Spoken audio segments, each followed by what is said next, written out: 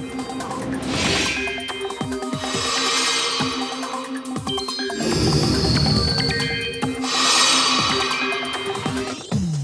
local thunderstorm o kung hindi gani ulan nga tugas ng hangin habagat ang liwat nga maeksperiensyahan sa pungsod Subo nga Biyernes.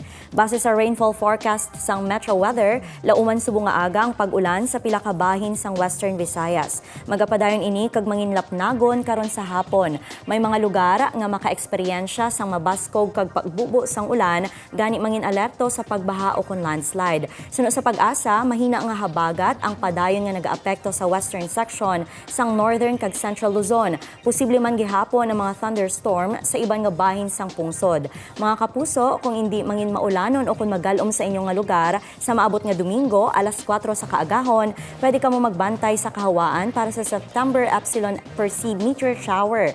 Tugdub sa 5 ka mga bulalakaw, ang posible makitaan kada oras suno sa pag-asa. Nagsugod sa September 5 pa ang Epsilon Perseids kag magalabot sa September 21. Sa Domingo, magaluntad ang ginatawag peak activity sini.